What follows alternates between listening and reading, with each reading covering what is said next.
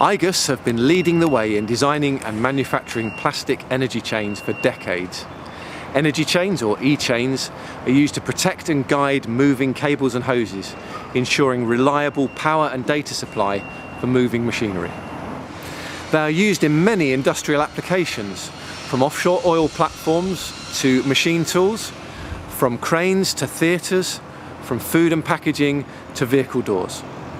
The e-chains are guaranteed to last millions of duty cycles, for example 10 million movements or 3 years in most cases. But what happens when they reach the end of their lives? We have launched a program so that customers can send their used e-chains back for recycling. These can even be e-chains not manufactured by igus. These, for example, are from a plant making large-scale metal components and from an elevator at an airport. We're ready to send them off to be recycled. The e-chain has arrived here at our recycling partners MyWaste in Hull, and we're going to see how they're going to transform it into something really useful.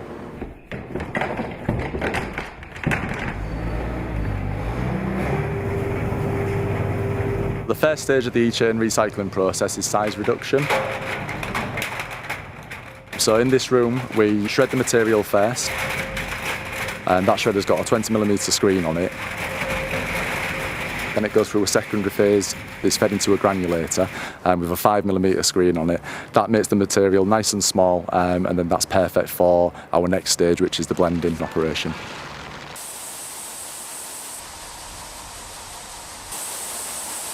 The finely ground e-chain material is fed into hoppers.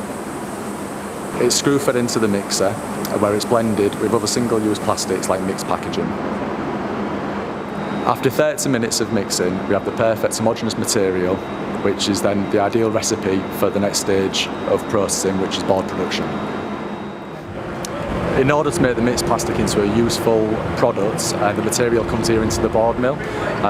Inside here we have 4 hot plates that are essentially like waffle machines.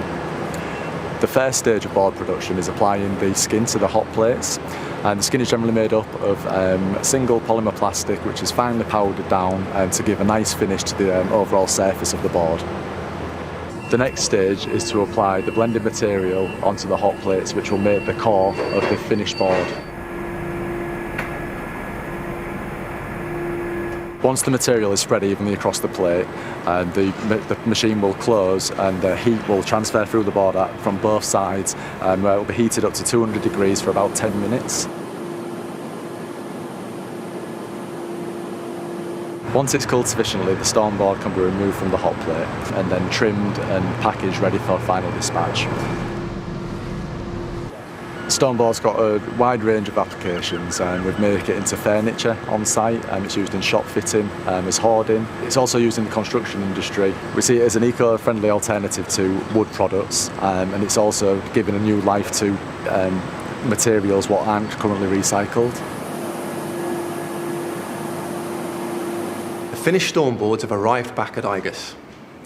We offer our customers the chance to have a free display stand loaded with samples for them to test and evaluate.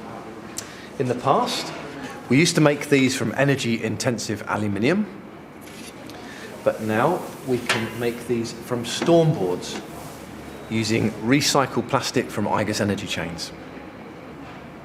For more information about how you can return your energy chains at end of life, please get in touch. We look forward to hearing from you.